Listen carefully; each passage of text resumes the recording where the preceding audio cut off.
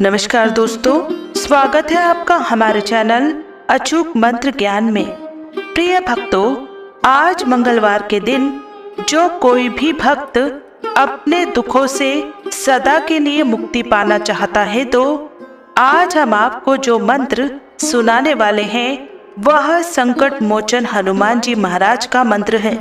कहा जाता है कि कोई भी भक्त मंगलवार के दिन संकट मोचन हनुमान जी महाराज के मंत्रों का जाप या श्रवण करता है तो ऐसे व्यक्ति के जीवन में कभी भी शनिदेव द्वारा दुख प्रदान नहीं होता है। यदि किसी भी भक्त पर साढ़े साती या किसी भी प्रकार के कोई भी दुख, परेशानी, चिंता आदि सभी प्रकार की परेशानियों से दूर हो जाती है। आज हम आपको हनुमान जी महाराज के इस महामंत्र का जाप पूर्ण श्रद्धा के साथ करना है। तो प्रिय भक्तों, यदि आप इस मंत्र का पूर्ण श्रद्धा के साथ मंत्र का जाप करते हैं तो आपको कुछ ही समय में असर दिखना शुरू हो जाएगा और आपके जीवन में पहले से कुछ बेहतर होगा। इसलिए इस मंत्र का जाप करना आप सभी प्रिय भक्तों के लिए आवश्यक है। किंतु किसी कारणवश आपको लगता है कि आप इस मंत्र का जाप करने में असमर्थ हैं, तो आप इस मंत्र को अपने घर या दुकान पर मोबाइल फोन में चलाकर 108 बार जाप या श्रवण करना है। प्रिय भक्तों, आप इस मंत्र को 108 से ज्यादा भी जाप या श्रवण कर सकते हैं। यदि आप अपने और अपने संपूर्ण परिवार पर हनुमान जी की कृपा पाना चाहते हैं तो हमारे चैनल अचूक मंत्र ज्ञान को सब्सक्राइब करके वीडियो को दिल से एक लाइक अवश्य करें और कमेंट में जय श्री हनुमान अवश्य लिखें। हनुमान जी महाराज के चरणों में आप सभी प्रिय भक्तों की हाजिरी अवश्य ही लग जाएगी। तो प्रिय भक्तों, हनुमान जी महाराज का महामंत्र इस प्रकार है।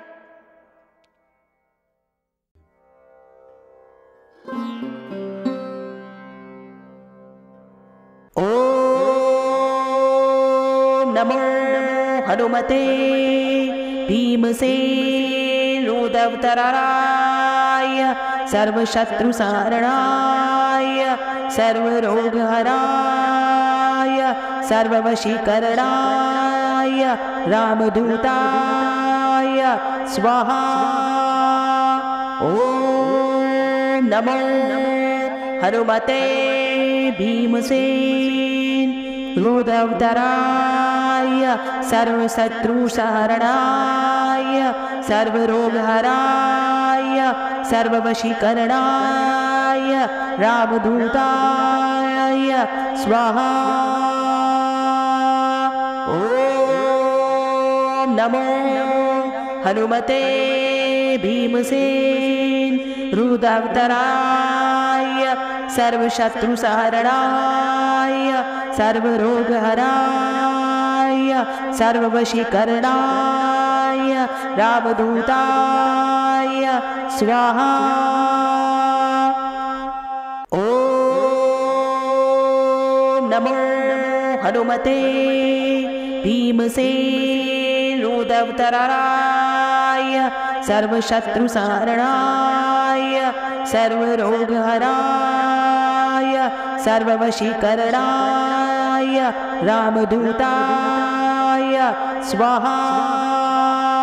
ओम नमो हनुमते भीमसेन अवताराय सर्वशत्रु संहरणाय सर्वरोगहराय सर्ववशीकरणाय रामदूताय स्वाहा।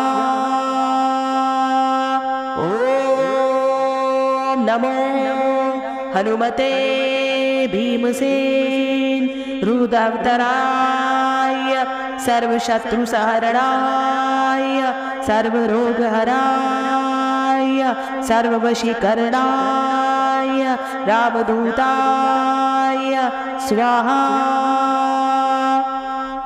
ओम नमो हनुमते भीमसेन अवताराय सर्वशत्रुसारणाय सर्वरोगहराय सर्ववशीकरणाय रामदूताय स्वाहा। ॐ नमो हनुमते भीमसेन रुद्रावताराय सर्वशत्रुसहरणाय सर्वरोगहराय सर्ववशीकरणाय रामदूताय स्वाहा। ॐ नमो हनुमते भीमसेन रुद्रावताराय सर्वशत्रुसहरणाय सर्वरोगहराय सर्ववशीकरणाय रामदूताय स्वाहा। ॐ नमो हनुमते भीमसेन रुद्रावताराय सर्वशत्रुसहरणाय सर्वरोगहराय सर्ववशीकरणाय रामदूताय स्वाहा। ॐ नमो हनुमते भीमसेन रुद्रावताराय सर्वशत्रुसहरणाय सर्वरोगहराय सर्ववशीकरणाय रामदूताय स्वाहा। ॐ नमो हनुमते भीमसेन रुद्रावताराय सर्वशत्रुसहरणाय सर्वरोगहराय सर्ववशीकरणाय रामदूताय स्वाहा। ॐ नमो हनुमते भीमसेन रुद्रावताराय सर्वशत्रुसहरणाय सर्वरोगहराय सर्ववशीकरणाय रामदूताय स्वाहा।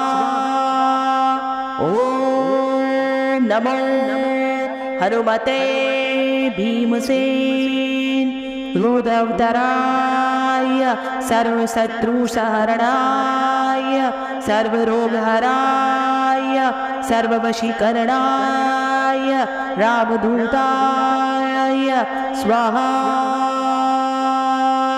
ॐ नमो हनुमते भीमसेन रुद्रावताराय सर्वशत्रुसहरणाय सर्वरोगहराय सर्ववशीकरणाय रामदूताय स्वाहा। ॐ नमो हनुमते भीमसेन रुद्रावताराय सर्वशत्रुसहरणाय सर्वरोगहराय सर्ववशीकरणाय रामदूताय स्वाहा। ॐ नमो हनुमते भीमसेन रुद्रावताराय सर्वशत्रुसहरणाय सर्वरोगहराय सर्ववशीकरणाय रामदूताय स्वाहा। ॐ नमो हनुमते भीमसेन रुद्रावताराय सर्वशत्रुसहरणाय सर्वरोगहराय सर्ववशीकरणाय रामदूताय स्वाहा। ॐ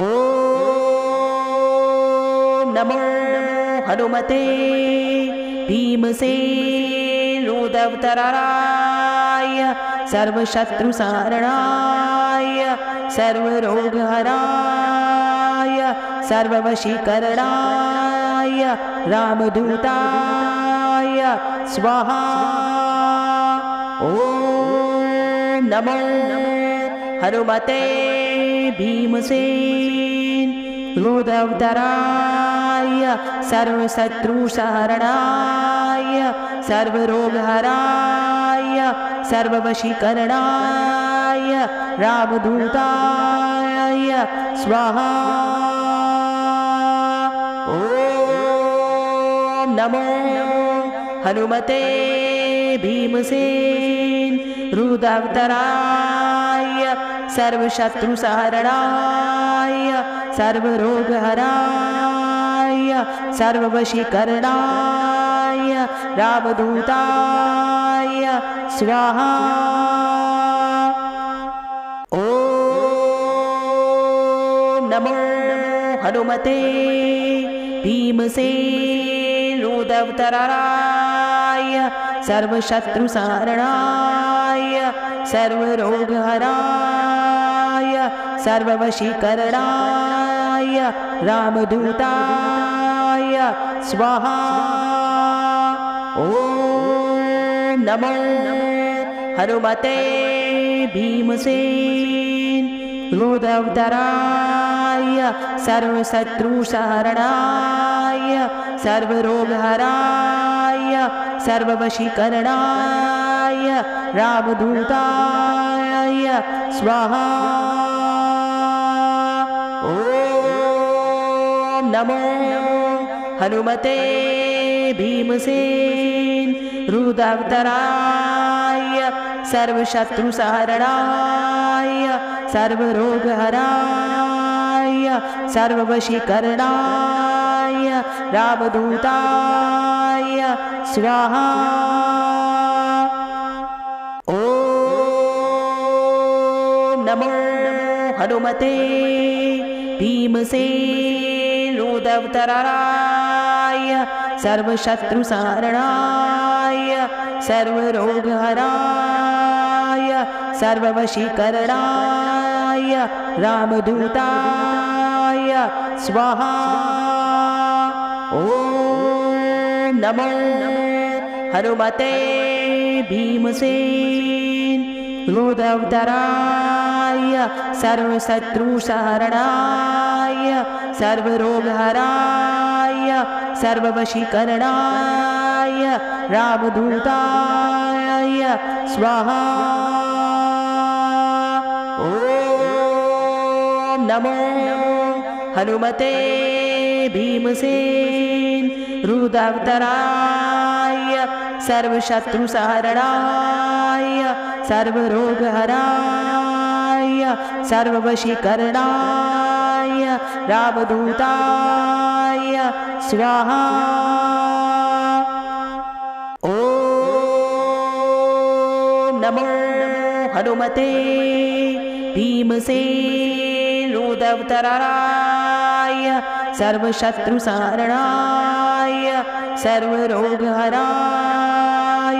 सर्ववशीकरणाय रामदूताय स्वाहा।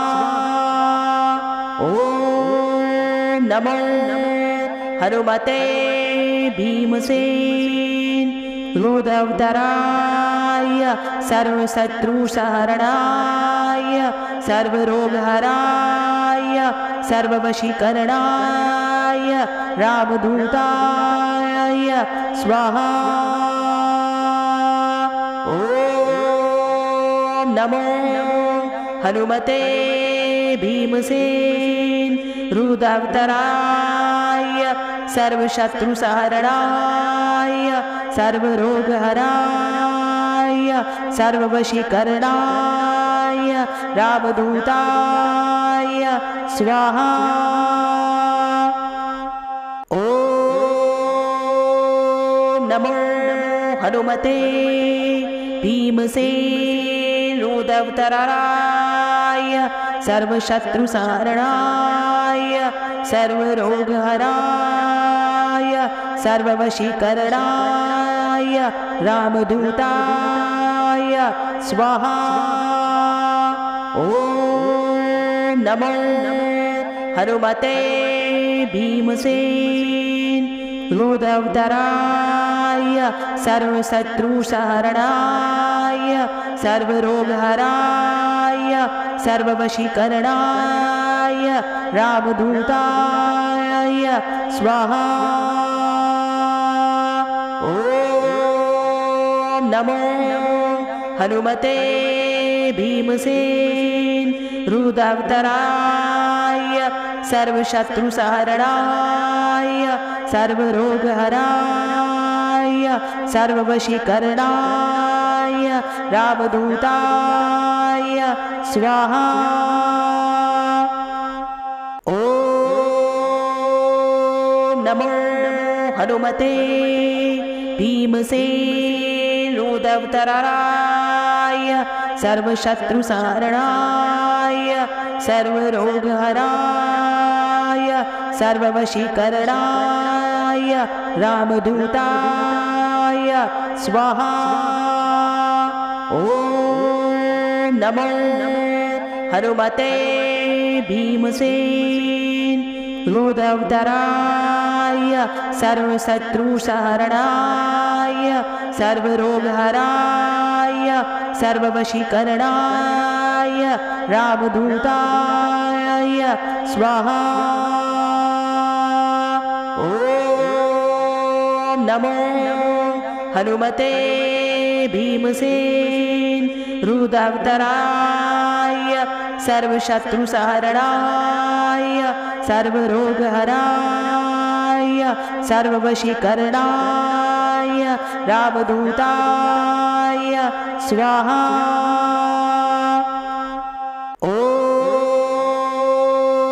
नमो हनुमते भीमसेन रुद्रावताराय सर्वशत्रुसहरणाय सर्वरोगहराय सर्ववशीकरणाय रामदूताय स्वाहा।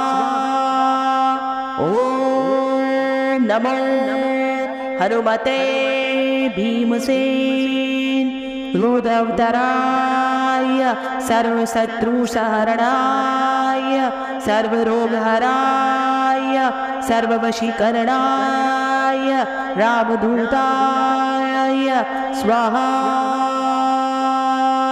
ॐ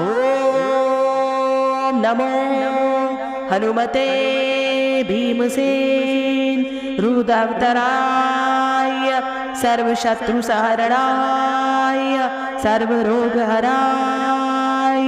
सर्ववशीकरणाय रामदूताय स्वाहा।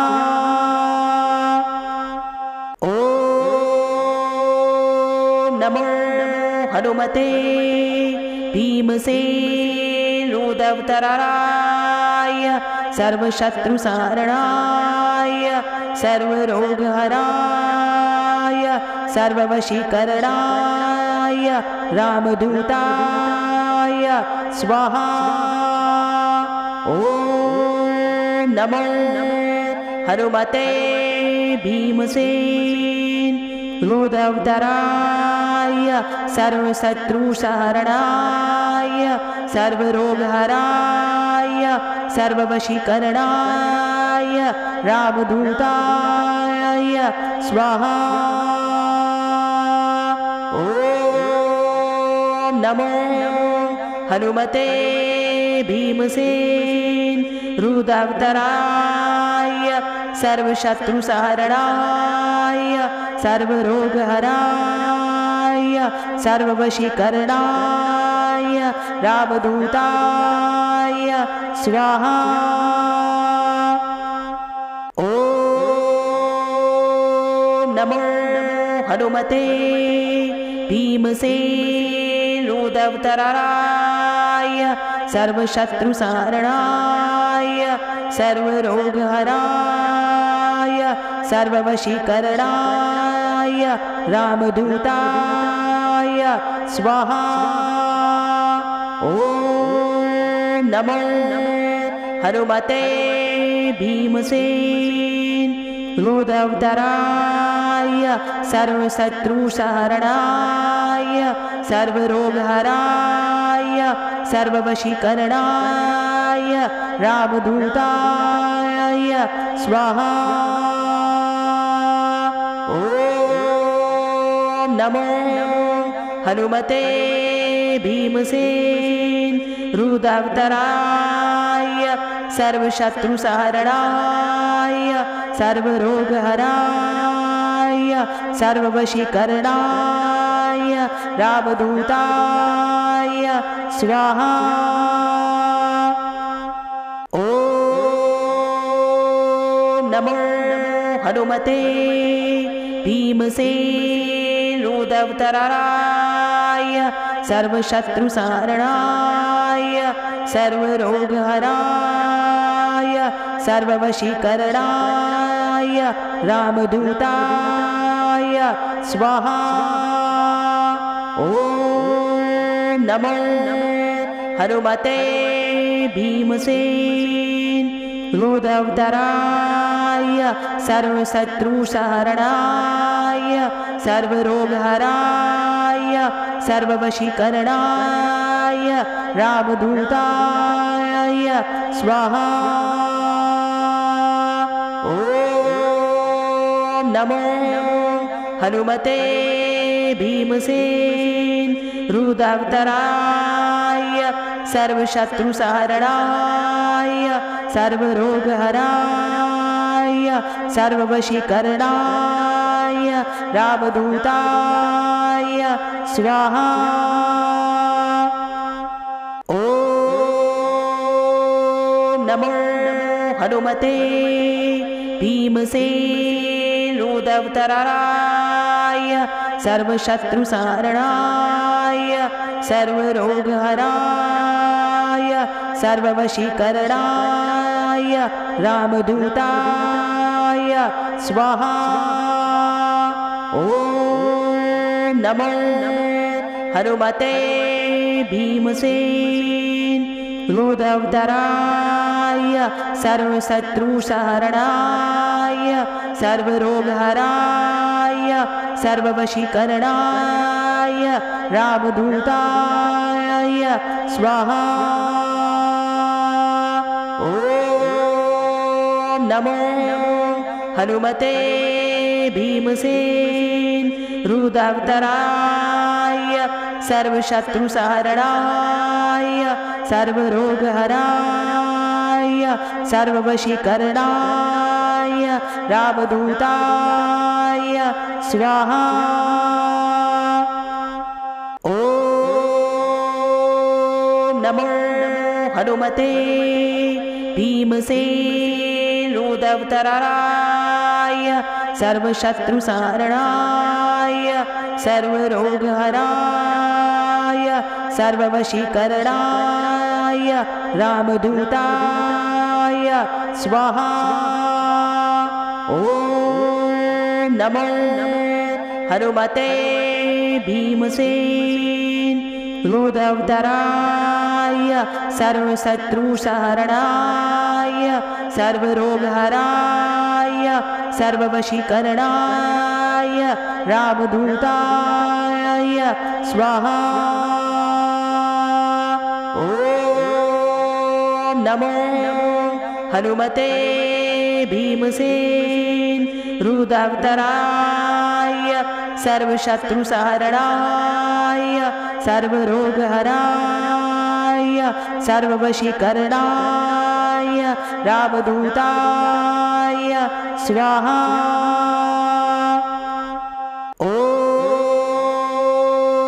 नमो हनुमते भीमसेन रुद्रावताराय सर्वशत्रुसहरणाय सर्वरोगहराय सर्ववशीकरणाय रामदूताय स्वाहा।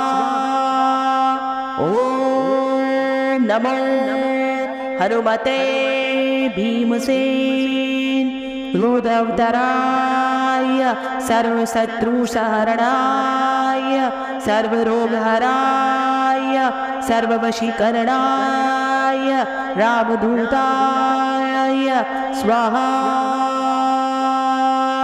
ओम नमो हनुमते भीमसेन रुद्रावताराय सर्वशत्रुसहरणाय सर्वरोगहराय सर्ववशीकरणाय रामदूताय स्वाहा। ओम नमो हनुमते भीमसेन रुद्रावताराय सर्वशत्रुसहरणाय सर्वरोगहराय सर्ववशीकरणाय रामदूताय स्वाहा। ओम नमो हनुमते भीमसेन रुद्रावताराय सर्वशत्रुसहरणाय सर्वरोगहराय सर्ववशीकरणाय रामदूताय स्वाहा। ओम नमो हनुमते भीमसेन रुद्रावताराय सर्वशत्रुसहरणाय सर्वरोगहराय सर्ववशीकरणाय रामदूताय स्वाहा। ओम नमो हनुमते भीमसेन रुद्रावताराय सर्वशत्रुसहरणाय सर्वरोगहराय सर्ववशीकरणाय रामदूताय स्वाहा। ओम नमो हनुमते भीमसेन रुद्रावताराय सर्वशत्रुसहरणाय सर्वरोगहराय सर्ववशीकरणाय रामदूताय स्वाहा। ओम नमो हनुमते भीमसेन रुद्रावताराय सर्वशत्रुसहरणाय सर्वरोगहराय सर्ववशीकरणाय रामदूताय स्वाहा। ओम नमो हनुमते भीमसेन रुद्रावताराय सर्वशत्रुसहरणाय सर्वरोगहराय सर्ववशीकरणाय रामदूताय स्वाहा। ओम नमो हनुमते भीमसेन रुद्रावताराय सर्वशत्रुसहरणाय सर्वरोगहराय सर्ववशीकरणाय रामदूताय स्वाहा। ओम नमो हनुमते भीमसेन रुद्रावताराय सर्वशत्रुसहरणाय सर्वरोगहराय सर्ववशीकरणाय रामदूताय स्वाहा। ओम नमो हनुमते भीमसेन रुद्रावताराय सर्वशत्रुसहरणाय सर्वरोगहराय सर्ववशीकरणाय रामदूताय स्वाहा। ओम नमो हनुमते भीमसेन रुद्रावताराय सर्वशत्रुसहरणाय सर्वरोगहराय सर्ववशीकरणाय रामदूताय स्वाहा।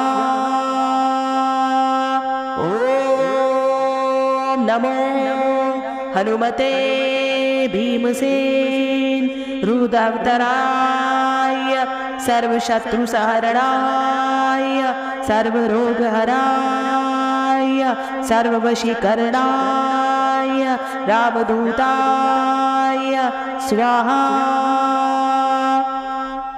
ओम नमो हनुमते भीमसेनोदवतराय सर्वशत्रुसंहरणाय सर्वरोगहराय सर्ववशीकरणाय रामदूताय स्वाहा। ओम नमो हनुमते भीमसेनोदवतराय सर्वशत्रुसंहरणाय सर्वरोगहराय सर्ववशीकरणाय रामदूताय स्वाहा। ओम नमो हनुमते भीमसेनोदवतराय सर्वशत्रुसंहरणाय सर्वरोगहराय सर्ववशीकरणाय रामदूताय स्वाहा। ओम नमो हनुमते भीमसेनोदवतराय सर्वशत्रुसंहरणाय सर्वरोगहराय सर्ववशीकरणाय रामदूताय स्वाहा। ओम नमो हनुमते भीमसेनोदवतराय सर्वशत्रुसंहरणाय सर्वरोगहराय सर्ववशीकरणाय रामदूताय स्वाहा। ओम नमो हनुमते भीमसेनोदवतराय सर्वशत्रुसंहरणाय सर्वरोगहराय सर्ववशीकरणाय रामदूताय स्वाहा।